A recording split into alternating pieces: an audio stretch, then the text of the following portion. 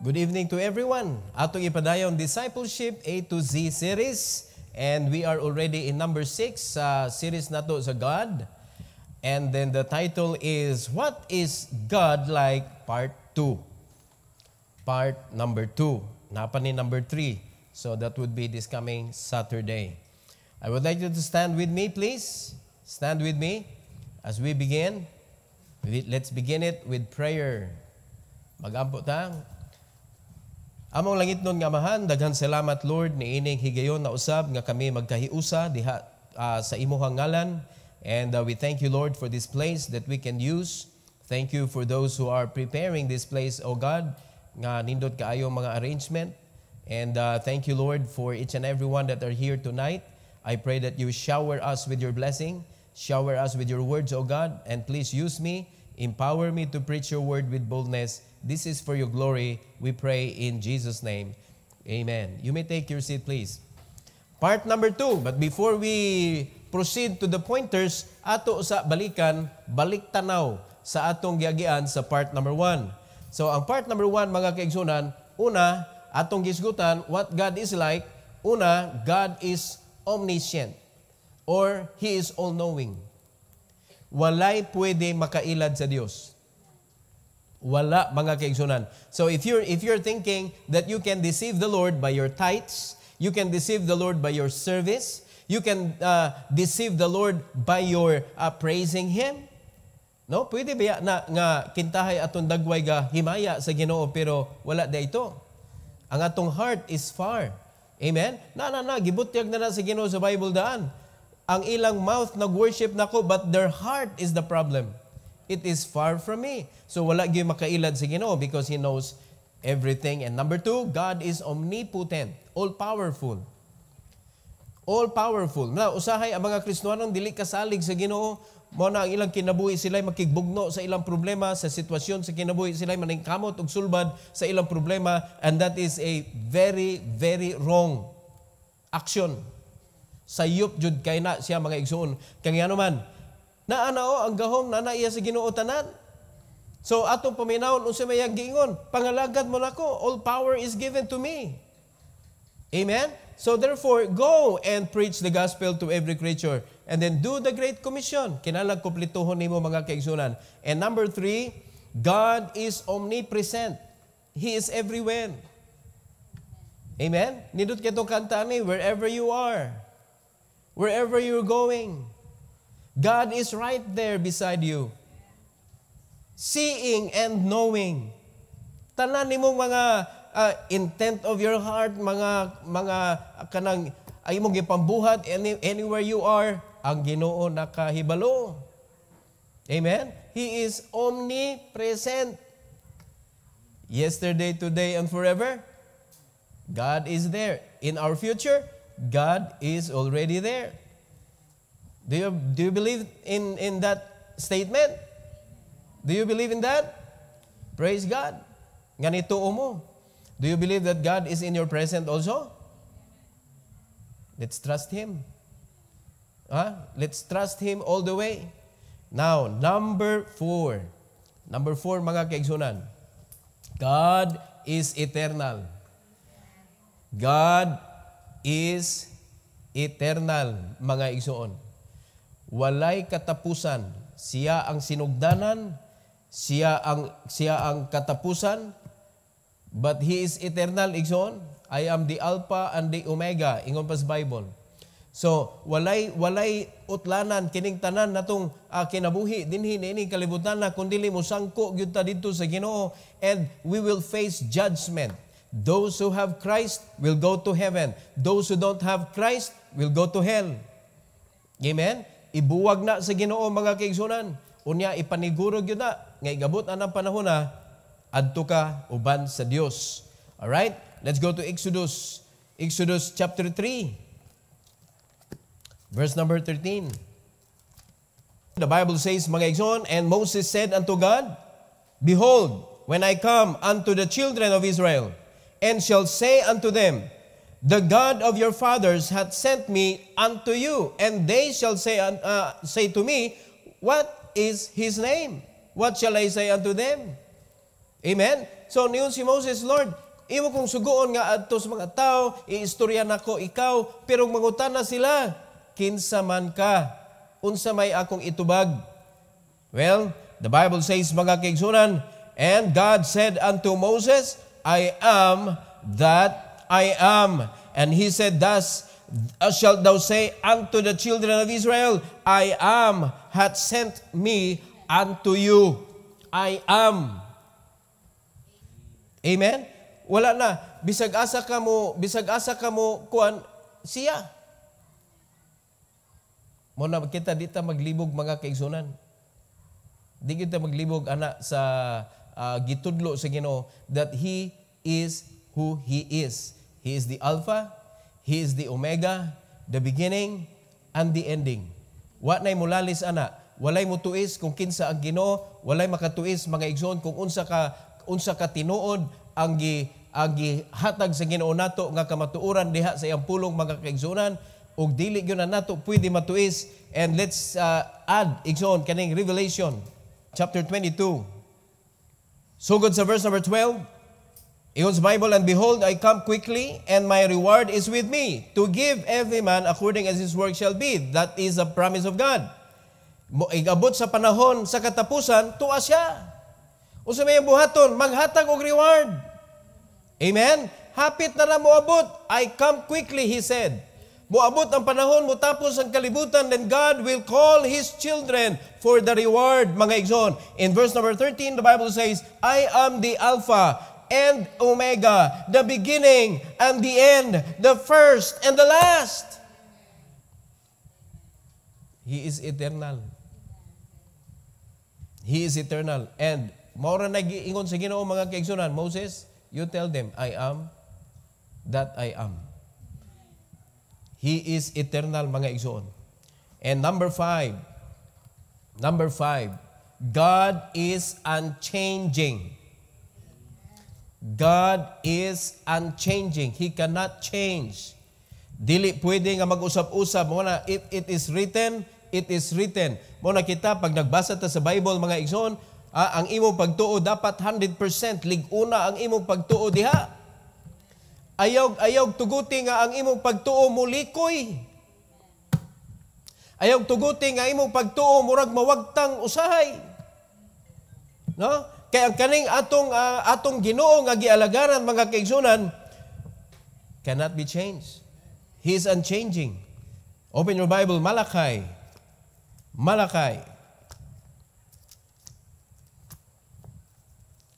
In Malachi chapter 3, verse number 6.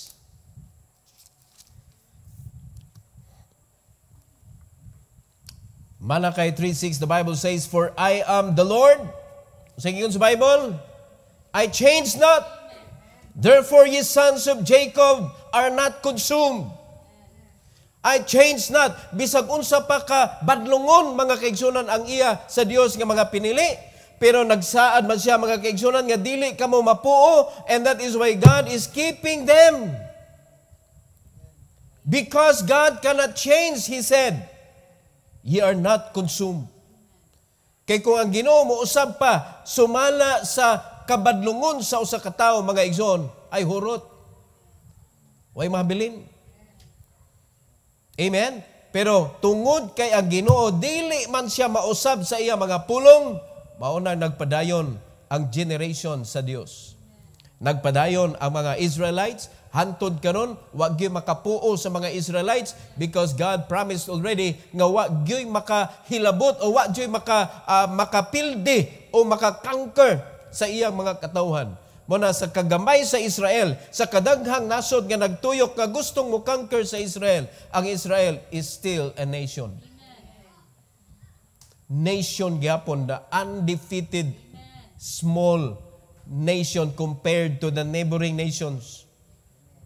Philistines kadako ana, Syrian kadako ana. Pero nganong wa magyud sila, they are not able to conquer Israel because God cannot change. He promised that He will protect Israel. He cannot change. He promised that He loves you. He will love you forever. He cannot change.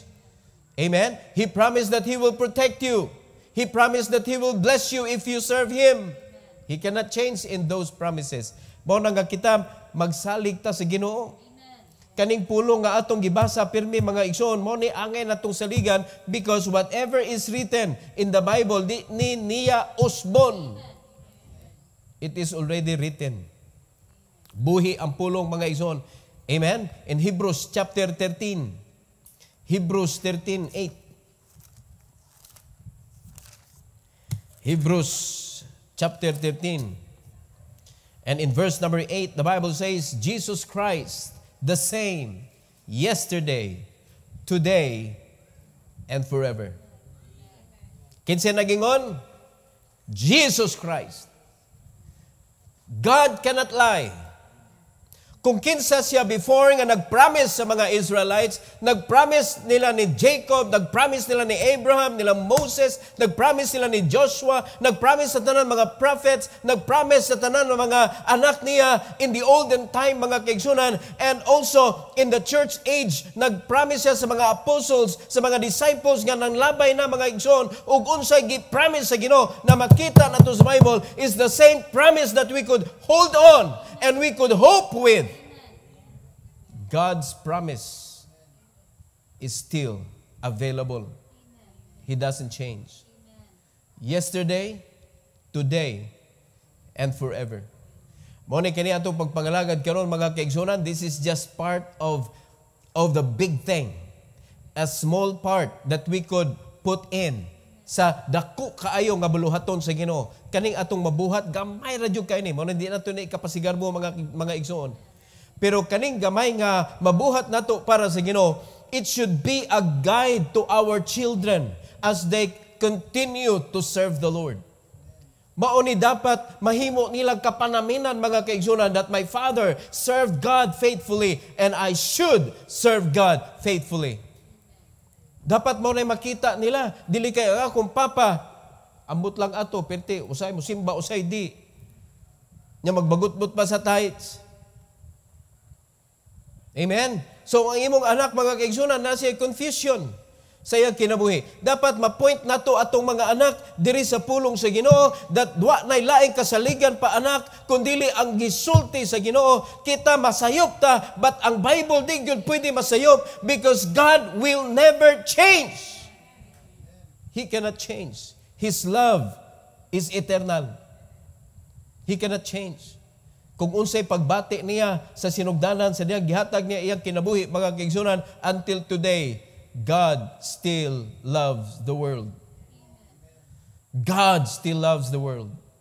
Amen? Kanang John 3:16, buhi nga buhi gyapon na hantod karon mga kaigsunan. Amen? Ang gugma sa Dios iya gihapong gi-offer.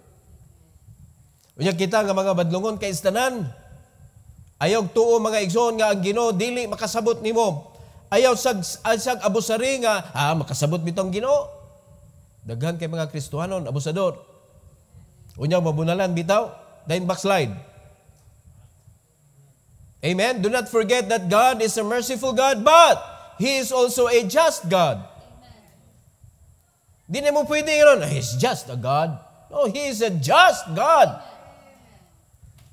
Ayaw gianuha ang Dios. Mo na nga, ang pagka-merciful sa Ginoo, dili na ito pwedeng abusaran nga mayon ta mga kaigsunan. Sila makasata kay makasabot man ang Ginoo good. Hantod kanu saan nimo ilaron imong kaugalingon ana. In the first place, because God never changed His promises and He deserves to be praised and served mga kaigsunan, kana pa lang nga niingon siya, di nako usbon ug unsa ako nasulti, ang ngayan na gyud siya alagana natong tinanong. Dili kay gamiton nato ang iyang pagkabuutan unya magminaldito ta. Kung ang inyong bana buutan kamong mga asawa ay mong abusan. Kung ang inyong mga asawa buutan kamong mga bana ayaw mong abusan. Amen. Kung inyong parents buutan kamong mga anak ayaw mong abusan. Unya karon mangutana ta, buutan bang Ginoo? Nganong gaabusan man ta? Nga mayon ka, diin ko nag-abusar. Amura po kang naas malakay da. Nag-abusar ka sa diyang wa ka naminaw niya kadabuntag. Nag-abusar ka sa diyang wa nimo gipurma inyong family altar. Nag-abusar ka sa diyang wa nimo sunda ang iyang sugo nimo. Nag-abusar ka sa diyang imo siyang gitulis. Nag-abusar ka sa diyang wa nimo siya respetuhi. Are you listening? O wata nag-abusar? Nag-abusar. Nya kay pa mataan na kabuutan sa Ginoo. Kaya kung di pa siya buutan mga kaigsonan, hagbay nagpuo niya, oy, ang atong kaliwat. Imagino na nimo mga igsoon, hastang gabunal niya, pwedeng maluwas. Hastang nagbunal niya, pwedeng maluwas. Nakahinumdo mo siyang gisulti, amahan ko, pasayluas sila, kay wa sila nasayod sa ilang gibuhat. They just become part of this mission. Ang yawa mo'y naningkamot og pugong sa kaluwasan nga dili mahitabo mga kaigsunan, but you know, Jesus fulfilled His mission. And that will never change. God is the same yesterday, today, and forever. Let's serve the Lord. Today is our part. Maybe tomorrow will not be ours anymore. But let's do our best in our today, that when our children continues the ministry for in our tomorrow, wala na ta, ni panaw na ta, naa sila'y masundan. Amen? Naa sila'y masundan. Ang pinaka-best yun nato, mapakita nila mga igsoon, is our trust in the living God. Ang pagsalig nato sa Ginoo. Dili kaning maghago tamas ginhawa niya, wanay sunod-sunod sa Ginoo. Mo na mga anak na to, kapuyon sila. Di ko masunod na gibuhat ni Papa. Pinimiwa dire, kay sa ilag antong simbahan niya, kaniya akong kinabuhi, wag yun. O nga naman, gihurot na may mga oras sa sayop nga pagbuhat. Ganggingon sa Ginoo, sundon na magununta na. Hello? Nga dagway ni Papa, tuwa na pirmi simbahan. Wa man nagingon ng Ginoo, nga kinahanglan imong dagway na pirmi simbahan. Ang sulti sa Ginoo, kinahanglan imong dagway pirmi naa sa serbisyo diha sa Ginoo. Kaya tura ka simbahan, sige na mo gisgot-isgot, sige na mo istorya-istorya, sige na mo inom-inom kape, inyo wag yun mo gibuhat. Hello? You are in the right place with the wrong intention. Dapat na nakasimbahan, nakagida nga imong disipulon. Ngunit sakto. Di ka pwede simbahan. May dito kay madasig ta pirmi kay di sa tuwa, way kape. Dito simbahan na. Encourage ta kay positive dito mga tao. Sayop intention mo. Amen? We are servants of God. We are soldiers of the Lord that needs to fight over and over and over again. Dili nato tugutan nga mapildi ta. Amen? The God who helped David to defeat Goliath is the same God that will help us to defeat our Goliaths. Adugaya ka, amen. Mura mo gaduda, tinuod na. Yes. Muna ka na mga Goliath ninyo, luoy kayo na. Nga naman, ang fight anak nila is the very God who cannot change His promises. Ang mo-defeat anak nila is the very God, mga kaigsunan, that made the promises in His Word. Igsoon. Gagipakita na sa Ginoo before, and He will keep on doing it today and forever. Praise God. Number 6, God is holy. God is holy. Let's go to Psalm chapter 99, verse number 9. Unsay gisulti sa Bible? Psalm 99, verse number 9. The Bible says, exalt the Lord our God and worship at His holy hill, for the Lord our God is holy. Exalt the Lord. Amen? And worship His holy hill. Ngano yung naon na to? Because He is holy. What about in Leviticus? Leviticus, atras tagamay. Leviticus, chapter 11. chapter 11, verse 44 and verse number 45. Pagkaninduta mga igsoon aning gisulti sa Bible. Ye shall therefore sanctify yourselves. So pasabot anang sanctify yourselves. Ipalahi ang imong kaugalingon para nako. Amen. Sanctify yourselves, and ye shall be holy, for I am holy. Neither shall ye defile yourselves with any manner of creeping thing that creepeth upon the earth. Ang Ginoo galuwas nato gikan sa kangitngit. Ang Ginoo mo'y naghatag nato paglao mga kaigsunan after nga gigubatan ni Satanas, after nga gibutangan tag sala dinhi sa atong kinabuhi, that we are following that sin until we got saved and we are forgiven. Amen? And then the Bible says, mga kaigsunan, ako ang Diyos nga nagluwas nimo diha sa sala. Dapat ikaw mangalangad nako, mga kaigsunan, kay ako balaan. Magbantay ta sa atong kinabuhi.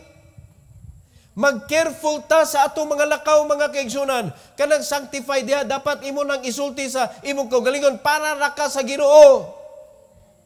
Para ra ka sa Dios. And you shall be, mando ni, be holy. Nga naman, ang atong gialagaran is holy. Ayaw tuguti nga mahugawan ang imong kaugalingon.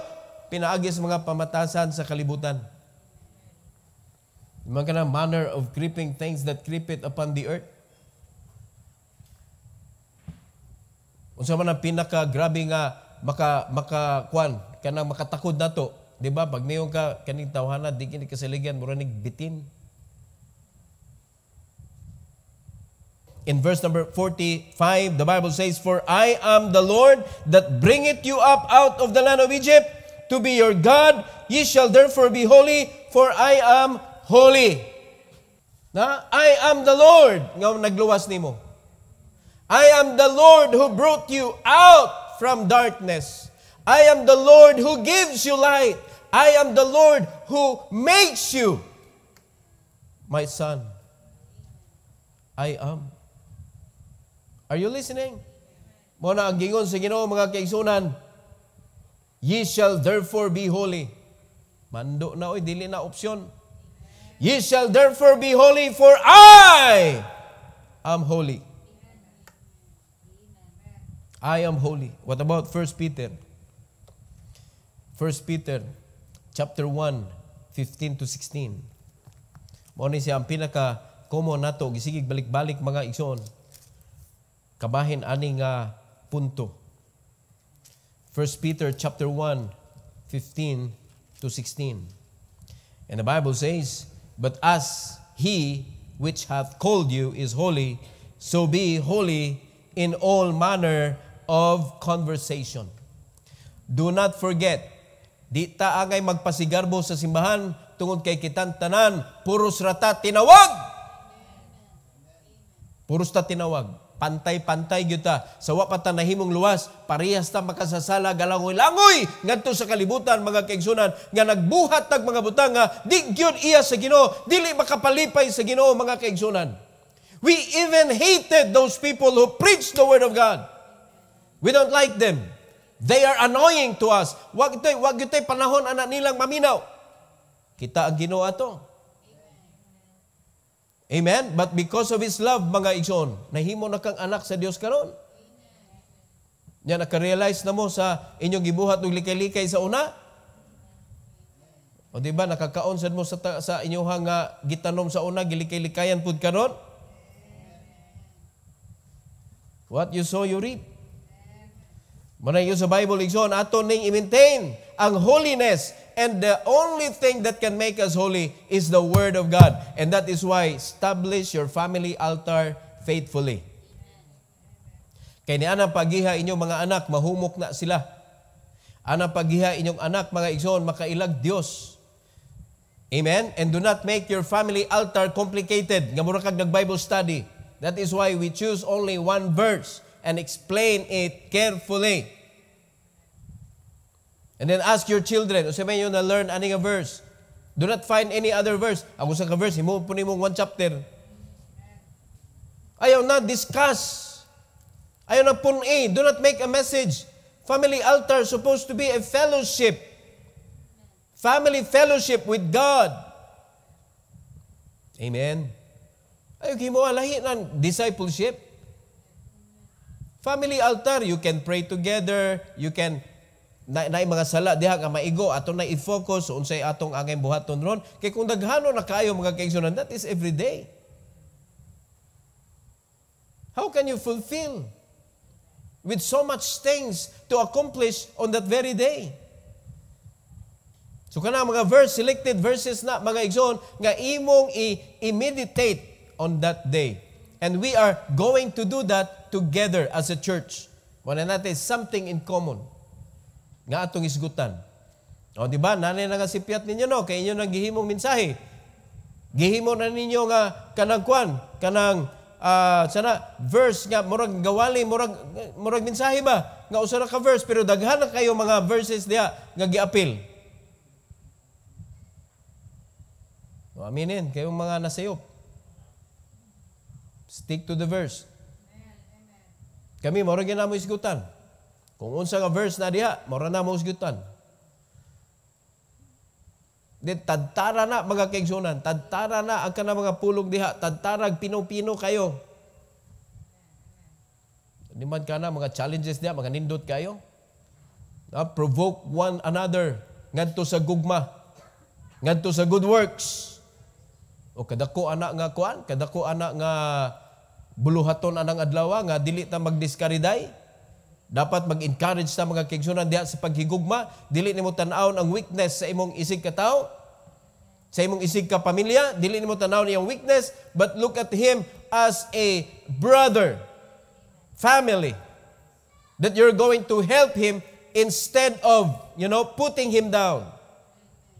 Mo manay gisgutan. So focus diha, focus. Establish diha mga igsoon that can make us holy. Mo na magkapahuli na to.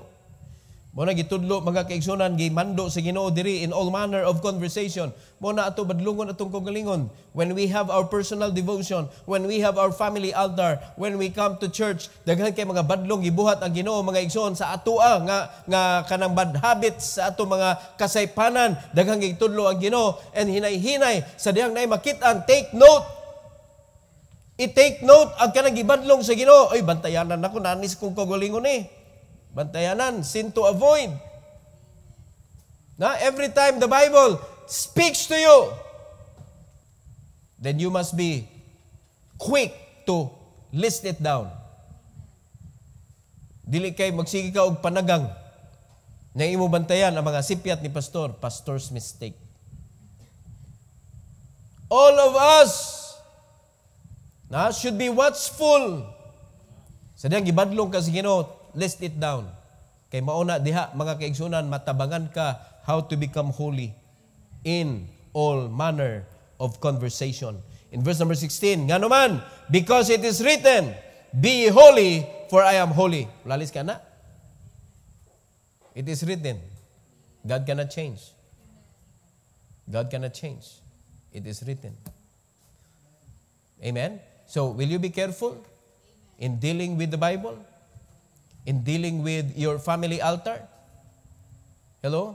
In dealing with your personal devotion sa imuhang discipleship? Can we be careful in teaching? Muna kamo mga kingsmen, please lang, baira og taman kanang inyong sundang. Bairag taman and be kani hait na majud kay ni. Pero ang problema mga kaigsunan, bisag unsa pa kahait, di ka kay mo gamit. Why maigo? Amen? Why maigo? Gipromise naman na si Ginoo. Hait pa sa espadang duhay suwab. Na mula pos hantos kinauyo kang bahin sa imong kinabuhi. Tigbas gyud tanan ani. Pero kung wala buhok ra mo igo-igo. Mga balhibo ra, okay ra mo na. What about the sin? No? What about those mistakes na nabuhat na ng tawhana nga imong gitudluan? Ano na lang sa ato kagalingon? What about our mistakes? Nga ato sa gamiton ang Bible para makwanta. Hashasan ta sa atong mga kasaypanan. So mo na importante kay mga kaigsunan. What God is like will help us how to become who we are in the service of the Lord. Importante kay niya pag-ila nato sa Ginoo. So ang una mga kaigsunan sa number 4 sa ato ang lesson is God is eternal. I am that I am. Klaro kay Bible, no? I am the Alpha and the Omega, the beginning and the end. Wala na before God and after God. Wala na. He is eternal. He is who He is. So therefore, let's trust Him. Number 5, God is unchanging. What He says will happen. What He says, you must do. You must believe, obey, trust Him. And number 6, God is holy. So kay holy man ang atong gialagaran, dapat hinay-hinayon nato mga kaigsunan og hukas. Amen? Well, gitudluan naman taon sa paghukas, no? Dili man ang hukas nga imong hukason ang ditso. Bakak, hukas! Imo lang ditso? No. You cannot do that. Nga naman, because you cannot change yourself. But you know what can change you? The Bible can change you. Amen? Muna ang prinsipyo mga kaigsunan nga pakauwawi ng sala, pinaagi sa pulong sa Dios. Puna imo kasing-kasing sa pulong sa Ginoo, unya maulaw ng sala diha nga nagpuyo mga kaigsunan, eventually makita nimo magkinahinay kag kausab. And that will make you holy. Kay mo na gisulti sa Bible, the more you obey the word of God, the more you will become holy. Mo na makapurify nimo ang obedience. Ang anong di mausap ang mga Kristohanon? Way tuman-tuman. Way tuman-tuman. Mo nang way holy. Walay balaan ng mga Kristohanon. Mo na nga pasundayag lang ang pagkamaayong tao. Amen? Makita mo na diya sa imong obedience. Ang imong pagka-holy, makita sa imong obedience. So, gisugo mo ta sa Ginoo to go and preach the gospel to every creature. Gisugo ta sa Ginoo to make disciples. Gisugo ta sa Ginoo to bring forth fruit. Diha makita ang imong pagka-holy. Amen? By obeying God in His Word. Kani atong offering, sugo man na sa Ginoo, tanan nga mando sa Ginoo. Sa ang hunahuna sa mga membro, mga kaigsunan, si pastor, grabe manugo aning offering, grabe manugo aning soul winning. Kami di ay ana. Sa pastor di ay na. Kanang manimbag yun mo. Grabe kay si pastor mo diman. Panimbag yun mo. O, ang pastor di ay gaingon ana. Kanaman na sa Bible. Amen? Pero si pastor may lang namin yun, pasaylo Ano, ang pastor di ay gisugo ana, nga Bible man. Forgive. Amen? Maka-forgive ko, pastor, it's hard to forget. You cannot separate forgive and forget. It should go together. Amen? Now, next. Obviously, unsay next? God. Number 7. What is God like? Part 3. Part number 3. Pero bisan pa na, daghanan no, hantod pila na. Mga igsoon, kung ato yun yung tinudoon, di mahumaning mga part ani. Because knowing God is no ending. Knowing God is no ending. Pero ato lang gibuhatan ni siya og mga pointers para mahinumduman nato kung kinsa ug unsa gyud ang Ginoo, so that when we serve Him mga igsoon, mainsakto in town ang atong pagpangalagad. Dili ta nga kanang murag ato ra siyang gialagaran isip tao. Amen? Kung atong ilad-ilaron ang tao, please don't do it to God. Ayaw buhatan na sa Ginoo because God knows everything. Kay bawang Ginoo nagplinastic ka. Kay bawang Ginoo dautan imong tinguha. Kay bawang Ginoo nga nag-discourage ka sa uban ng mga Kristohanon. Muna kamo mga Kristohanon, kung naay mo discourage nimo, kung naay mo gamit nimo nga personal lang ang iyang intention mga igsoon, dili ko mamasulan na nila ang akong basulon ikaw nganong nagpagamit ka. Kung naay mga taong mo discourage nimo, di ko kabasulan na nila kung magpagamit na sila sa yawa. Pero nganong magpadaman ka. Mo na temptation per se is not a sin. But when you are tempted, that is already a sin. Because temptation is natural. Natural man ang temptation diya. Pero when you accept that temptation, you allow the temptation to eat you up, mao na diha na nasala. Amen? So ato na tanaw na itong kinabuhi. Kinsa may atong gisunod? Are we following people? Are we following the system of the world? Or are we following God in His Word? Amen? So mo yung ka nga, nada, magugko pastor. Nada, jud ko eh. Ang katong nagdani mo, di nato tumabasol. Kaya mo kang individual man ta mga tubang sa Ginoo. Mo na ikaw nga nagpadaka, nya naguba ka, imo nang tulubagon sa Ginoo. Amen? And how many time wasted by not following God? Mo na importante kayo ni. Mo na sa simbahan, mo na ningon na Ginoo, ayaw gibta ng tears. Ay gibta. Kaya maabot na panahon, nga ako nang ibuwag. So, katong magpatuok sa tears, imo na lang saoy.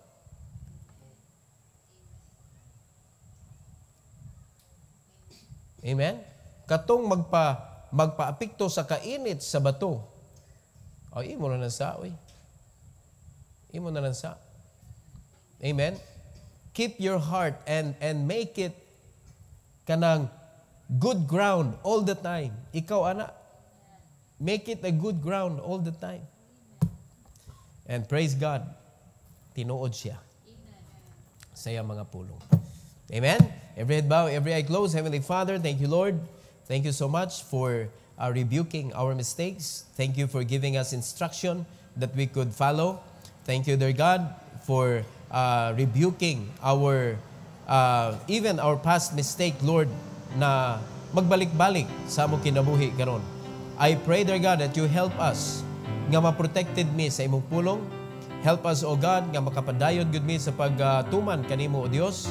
Tuguti, Lord, nga imong mga anak sa makanunayon ilang tumanon gyud sa pag-establisar sa ilang family altar ang imong ngalan. Salamat kay Lord ining kagabion, and I pray that in this invitation, dear God, may you bless your people as they come tonight. May you bless them with a pure heart. Help them to pray to you, O God, heartily. And this is for your glory. I pray in Jesus' name. Amen. Amen.